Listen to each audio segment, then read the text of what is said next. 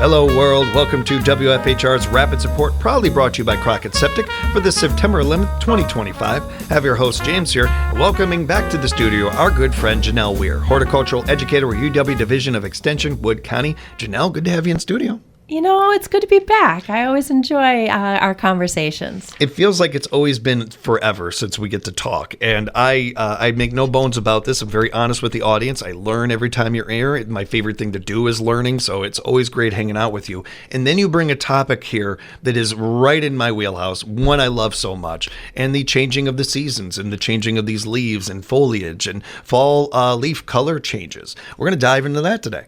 Yeah. You know, I think when I think about this time of year and I think about the leaves changing their colors and the whys and the hows that it all happens, you know, I get kind of excited because I'm always really, really interested in learning lessons from Mother Nature. And when we really dig into the whys and the hows of the leaves changing their colors this time of year, there's a real powerful lesson there that I'm really excited to share, and I hope that I hope the listeners will dig the whole what we're going to be talking about today. So talking about it, fall color change and why it happens. And so, you know, basically what happens is you've got these different, when we're looking at a leaf in the middle of summertime, what we see is the color green being reflected back into our eyes. But that's not the only pigment that's in that leaf, right? There's also some orange pigments and yellow pigments and red pigments too, right? So that color change that we see right now, those pigments were always there. It's not like, you know, all of a sudden, you know, there was an injection in the leaf of red color. Instead, what happens is this time of year, the plants that lose their leaves, those plants know, you know, hey, winter's coming. And the whole reason why they lose their leaves is because if they maintain those leaves in a, you know, a growing state, a non-dormant state, they would lose too much moisture and that would cause the tree to die. So the whole reason why trees lose their leaves is so that way they don't lose extra moisture over the winter time. Okay. So since they're going to have to lose their leaves, when the plant's kind of looking at those pigments and all the pigments that are there, the pigment that causes the green is really high in nitrogen, right? Well, nitrogen is a pretty high commodity in the plant world, right? Or in the natural world. And so Mother Nature's looking at, all right, we gotta ditch these leaves, but wait a second. There's something worth a lot of value in those green pigments. And so the plant basically just reabsorbs all of that nitrogen, right? It's amazing. So the plant's reabsorbing that nitrogen and it's taking it back inside of the, so that way it could store it for next year, right? And in the meantime, so what we're seeing is either the yellow pigments or the red pigments that were always there the whole time. I really get excited about this because I think, you know, there's a lesson there of like taking a look at what Mother Nature's doing. She is not wasting a pinch. She's taking all of that nitrogen and recycling it. She's making use of it because she knows, hey, this is something that's valuable and we're not going to waste that. I remember when it's so well said. I couldn't agree more. It's so unique and cool. And I loved seeing these parallels between things in life. And I remember when I was younger and I read that tiger stripes are on its skin. You know, you can shave a tiger down, it's still got stripes. The colors in these leaves remind me of that a bit. And also using, and maybe it's a bit of using the terminology pigment and stuff, it does remind me of us as people too. We talk about this all the time. No matter how we may look on the outside, we're all the same on the inside. It's just a nice reminder of that, I think, too. And very, very cool, by the way, too. For those that didn't know, that's going to blow your mind knowing that. Like, wait a minute, they're always that color? They got all those colors in there? It's really cool. Yeah. Now, something that I think that you were really, I would say, if you don't mind me saying so, ahead of the game on and everything, and something that is very become common now. We have known, when we get to summer and not mowing and some of those things, and the importance for our pollinators with that. Talking about helping out our bees and some of these things. For me, if it wasn't my mom, it was you, the first person I talked to about this, and I think a lot of our audience might have been got into from. And one other thing that I wanted to get into, another thing I want to get into with you is something else that I don't know is as common, but I hope will be, and talking about and making more of a normalized thing. And the idea of leaving the leaves. And I'm not saying this just because I have a bad back. That isn't the only reason. Okay, it's just a tiny little percent of a reason. Yeah, it's I love the phrase of it too because it's so easy to remember. Leave the leaves, right? So the idea here is we're just thinking about how we do our maintenance in our landscapes, and the traditional wisdom of many, many decades before now has been in the fall we need to make everything super tidy, right? We want to rake up all the leaves, put them in bags and either jump or put them in piles and either jump in the piles many times or, bag them up and send them off to the city compost, or maybe just burn them if we live out in the country. But it's real, idea that, it's just absolutely, lockstep this time of year. We need to rake up those leaves. And what we're doing now is just kind of rethinking, why do we want to rake those leaves? What is the purpose, right? Are we just doing busy work? Is there a real need for this tidiness and what we think of as tidiness as being good, right? Right. So let's just pause for a second and think about what are some of the benefits of leaving the leaves in place, okay? Yeah. So number one, we could think of that as a natural mulch. Especially I'm kind of thinking about in particular inside perennial beds. And if we think about last year, we had a lot of both perennials, so herbaceous plants that aren't woody, but woody plants too. A lot of younger trees, not well-established trees or smaller shrubs that actually suffered a lot of damage this past winter because there wasn't a nice snow cover, right? Yeah. So when we're thinking about these leaves are actually a natural mulch layer, right? And so in those perennial beds, leaving the leaves in the perennial beds is actually going to help protect them, especially if we have another winter where we don't have significant snow cover for long periods of time. And if we have those really, really cold temperatures too, it's going to be super helpful. Besides that though, when we think about just how nature works, we've got, they call it nutrient cycling, right? But I mean, that's just basically like composting in place. As the leaves decompose, they're going to leave a little bit of nutrients that's going to add to the soil. It's going to feed the plants. It's going to feed the lawn, as well as perennial beds, trees, all of that type of stuff. So we got that added benefit of getting a little bit of extra nitrogen in that soil, as well as just anytime. Sorry. I thought you were there, but I just had a thought of that because we talk so much about how much people love their lawns. It feels like Janelle, doing that and leaving the leaves can even make a more beautiful lawn come summer and everything. Yeah, I think a lot of times people's immediate thought is you can't have a single leaf on the lawn because that's going to harm the lawn. When actually, if we really think about this, kind of zoom out and think about it, by adding that added mulch layer, by adding that additional, those nutrients, that's going to, and the organic matter. We're talking about plant material, right? Anytime we add organic matter to the soil, it's going to improve the soil health.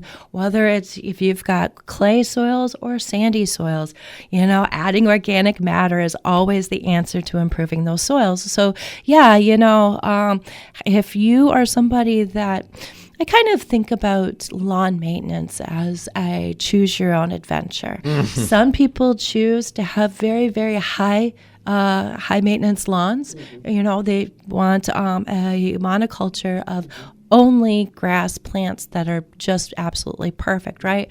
And then you've got other people like me that are just shooting for green stuff growing, right? I love that. Yeah. And there's no judgment here. There's a whole spectrum of what you want. Your expectations are out of the lawn. But if you are hoping for that high maintenance lawn that I was talking about, you're shooting for something similar to a golf course. Leaving some leaves is actually going to be beneficial for you. And very interesting. And I think, to be honest, if it's one of those things that gets people to do this, cool. Yeah. that we'll take that. That's a good reason to do it, just, as many others are. Speaking of other reasons, too, so one of the reasons that I kind of get excited about is going back to the pollinators. And again, I know not everybody is terribly excited about the pollinators, right? People are wondering, butterflies, sure, it's pretty, nice, whatever. But I'm here to make the argument, if you enjoy food, if you like to eat, you should be concerned about the pollinator problem, right? I'm seeing everybody raise their hand. Yes. It's such an important note, and I don't know that we could ever say it enough. It's all of our problem, right? So one of the things that we can do when it comes to the pollinator problem, all of us, especially homeowners, or even if you've got rentals, if you're a renter, if you've got landscapes that you're responsible for maintaining, leaving. So here's the thing. That leaf litter that's in the lawn, or it's over in the perennial bed, or up over in your lilac bushes, that leaf litter is going to have some pollinator eggs inside of it, right? And so by leaving the leaves, we're letting those pollinator eggs overwinter, right? So we're giving that next year's generation, a chance to survive winter, right? Yeah, if we remove all of the leaves inside of our yard and, rake them all up and bag them up and have them destroyed, that's going to be less of a pollinator population that's going to be available next year. When's the last time you saw a squirrel raking? Right. In the forest, we have a perfect example of this all around us. The forest does this. That's how they handle this. They just let it be. And it seems to help the forests quite a bit. I'm not trying to use a reach of an example or anything, but I do think that is a bit of an example of what we're talking about here. And something to keep in mind if we're trying to get, people to give this a chance or give it a shot or something. Thinking of those things, I think, are more than enough evidence right in front of you every day of, hey, this is a smart way of handling this.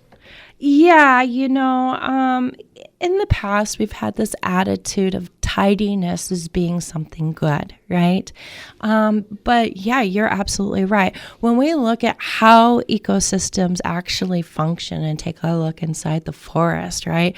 The forest is naturally, the leaves fall in the ground, they decompose. We've got all sorts of organisms that are relying on each other, the web of life. You remove any little strand of that web, and you'll find parts of it start to collapse. And that's what we're witnessing in real time right now. Yeah. You've got, if anybody's interested, you can take a look online in Wikipedia. Check out the term windshield effect. And if anybody's been around on the planet I'm Gen X, so to give you an idea, that time period or older, maybe even our older millennials, you'll remember back in the day of driving down the road, especially I'm picturing, I grew up in northern Illinois for a time, and you're driving down the road in the cornfields, and the windshield is just completely smattered with insects, right? We don't have those windshield problems like we used to. You got to drive for a while before your windshield needs to be cleaned, right? It's a really good. That's really good to bring up. So check out. It's something that if you can remember back in the day, that's evidence right in front of us that we're having a huge decline in the insect population, and that is fundamentally going to affect us in so many ways that we can't even imagine yet. Also, Gen X also grew up in Northern Illinois, know exactly what you're talking about, and remembered it so vividly as you were describing it. And then I remember the last time I was on the highway. And oh, wait a minute. Yeah, I don't actually remember the last time I did experience that or anything.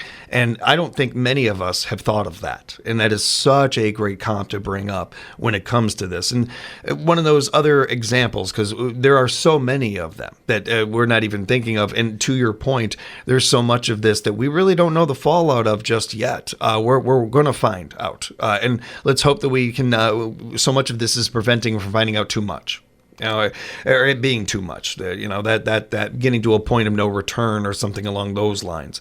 These pollinators are just as important as we are on this planet. Oh, absolutely. Absolutely. Everybody, every humans, insects, everything has a niche to fill. We all got a role. Strand, right? All got a job to do. Job to do, right? When it comes to the pollinator habitat, you've touched on this a bit, Janelle. If you wanted to touch on that some more, I know that it's another big part of this. Well, one thing that you want to keep in mind, so a couple of thoughts. Where are we going to put these leaves? Some of them you can leave right on the lawn, and we'll talk a little bit more about that in a second. But also, one of my favorite things to do is I'll take a lot of my leaves and just gently rake them into my perennial beds. If I've got them inside of my perennial beds, that's going to be a great place to help, again, provide that mulch layer, provide that extra protection for my perennials, and my those pollinators can just kind of chill and sleep. Now, there's another phrase that's starting to become popular, and it's I am drawing a blank now. Darn it. Okay, but anyways, basically it means move slowly in the spring. Don't get crazy and get out there in March, the end of March, getting out there cleaning your perennial beds and cleaning up all of those leaves. You put those leaves there, we're letting the perennials sleep, or we're letting the pollinators sleep. So we want to just wait until things have actually broken dormancy in the spring to let to clean out those beds. So kind of thinking about it both in the fall as well as the spring. We want to avoid disturbing those pollinators as much as possible, or that leaf litter as much as possible, until spring, and really fully spring, when things are starting to wake up. We're speaking with Janelle Weir, Horticulture Educator, UW Division of Extension, Wood County. Janelle, we've kind of asked people and talking to people about why to leave them, but what about where to leave leaves? How about that? Yeah, so I like the idea. Like I said, I love using leaves as a part of a mulch layer around those perennial beds. And, if you've got some leaves that are kind of around, say, your maybe not the most hardy woody shrubs. So I'm thinking about those endless summer hydrangeas, also known as endless bummer hydrangeas. Those guys can be really frustrating because the crowns, or basically the roots of the shrubs, are hardy, but the buds aren't. So if we get a really cold temperatures, those buds aren't going to make it. Mm-hmm. If you're stuffing that space with a lot of leaves, you got a better chance of actually protecting them. So maybe those endless summers won't be a bummer for you next year. Yeah, no, that might be reason alone for people right there. That's a good one. That's good. So when we're thinking about that lawn, and here's the thing that I don't think that it's a lot for me to convince people to protect their perennial beds and raking into those perennial beds, but the lawn, people really, really have maybe a misunderstanding in their mind that if there is any leaf litter on the grass and it snows, then you're going to end up with, die out of the lawn. So I want you to think about it this way. If you've got maybe 20-30% of the lawn being covered by leaves, leave them. That is perfectly fine. If we're getting around 50%, you can still leave those leaves too. It's not until we're at a 70-75% coverage of the lawn, or I'm also thinking are the leaves piling up? right? If you've got some leaves on the ground, that's Yeah, okay. yeah. But if you've got leaves that are actually There's a layer. there's a almost. Yeah, layer, yeah. right? Well, then you can tell like that's going to turn into almost like plastic smothering the ground. Right. We don't want that. But as long as you've got little tufts of grass popping up here and there in between the leaves, those are all going to be fine to leave.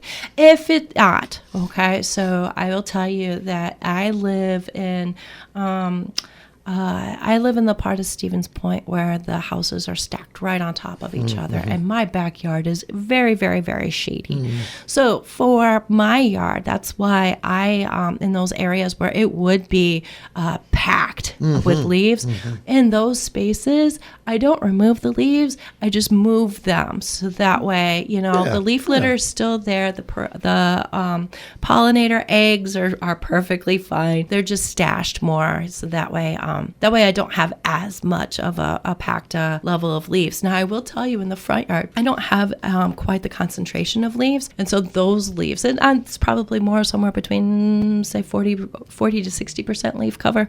Those guys, I just leave. Okay, so really well broken down, and I could even understand, especially the idea of the percentages there. I think a lot of us are doing that in our heads already, and that's a really good way for us to keep this in something good to keep in mind with this, because the next part of this, and you touched on this a little bit also, that when to mow versus rake. And that eternal question, Janelle. Yeah. So for here, one of the things I want to keep in mind, I've had a lot of people that have called me. Actually, this year hasn't been as bad. Last year was much more significantly worse. But last year was a real rough year for fungal diseases because we had such a really wet early part of the season.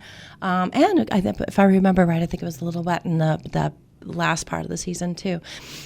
If you've been struggling with diseases, okay, lilacs in particular have been hit significantly with septoria. And so if you're looking at your lilacs and your lilacs are all brown and the leaves are falling off, or even more, you called me and you talked to me about your lilacs, and I told you the most important thing that you need to do when you have a fungal disease is pick up all of those leaves. Do not let those leaves overwinter. Right? Yeah. So here I'm giving you conflicting messages. I would say in general, if the leaves aren't diseased, if you haven't been struggling with some sort of a disease, leave them in place. Not a big deal. But if we're talking about you have a crab apple in your front yard and you've been struggling with apple scab the past couple of years, your lilacs have been looking really, really rough lately. And you want to, and you're trying to deal with septoria. In those cases, if you've been dealing with a fungal disease, you do not want to leave the leaves in place. That fungal disease, what's going to happen is the pathogen or the disease-causing organism is going to overwinter, just like our pollinator eggs. The pathogens or those fungal spores are going to overwinter on that leaf material. So this would be the case that I would say, let's clean her up. Let's not leave those leaves in place. So just shy of if you've been dealing with a disease, then go ahead and leave them. And again, if you are dealing with a situation where you've got a really heavy leaf litter and raking isn't a good option for you, and you've got your lawn. Picture my backyard, lots of super shady, lots of leaves.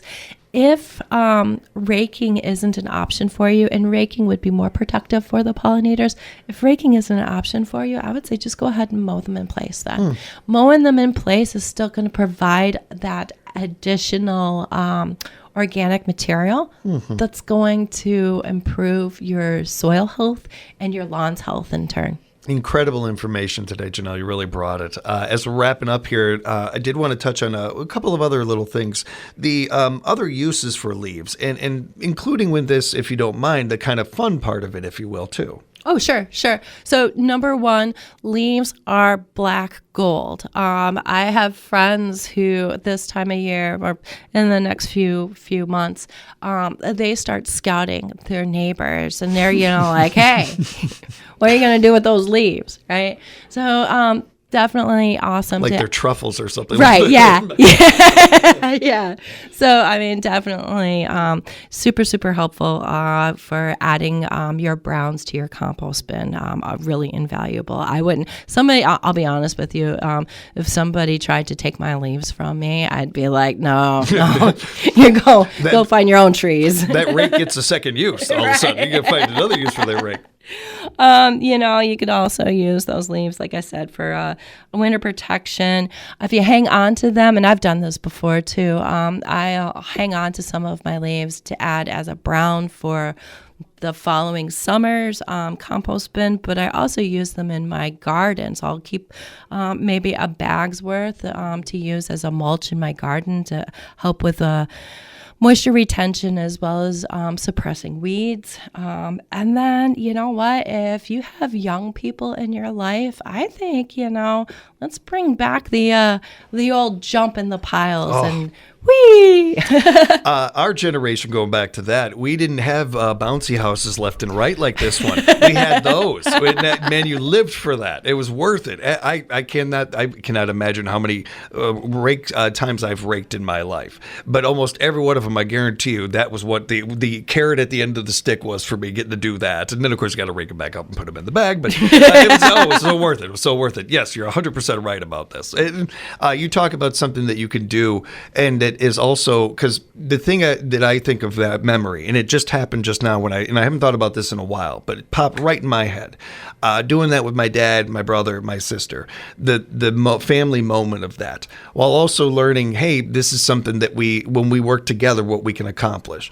There's so many little lessons in there that you learn as a kid, because brains are sponges. So they're not only going to have fun and have a good family memory there, but seeing you putting in, caring about the planet, caring about your own community in these things, that goes a long way too. It's a win-win. Yeah. I mean, everyone's first teacher is their parents, right? Setting the stage. Yeah. So there are so many other reasons like this. And as we're wrapping up, Janelle, I would like to let people know that if you are, interested in this, want to find out more, want to be a part of this, support this kind of work and what's being done here, how can they do that? Here at Extension, we have a ton of really cool resources. So if you're interested in learning a little bit more, you can actually read this really wonderful article written by my colleague, Diane Alfoff. And her article's name is Leave the Leaves. So if you just Google UW-Madison, Leave the Leaves, you're going to be able to find that. I encourage you to do that. Support our pollinators. Share this information with your neighbors, friends, and family. I think our station and our people out there, our producers, everybody do a great job promoting this stuff, getting it out there. Our ratings speak to that. We got nice ratings over here, but we all know word of mouth how far that goes. So spread the word about this one with your friends and family and neighbors, and let's all get on boat with this one and save our backs. I think fundamentally it really comes down to just changing the lens, changing the framework. Instead of, looking at a lawn with some leaves on it and thinking, oh, that looks dirty, that doesn't look tidy. Instead, look at that and say, oh, that looks alive, and making alive be exciting. Well said, and well done, Janelle. Always fun talking with you. Thanks so much for the time. Thanks for having me. And thank you for joining us for another edition of WFHR's Rapids Report, proudly brought to you by Crockett Septic here at WFHR.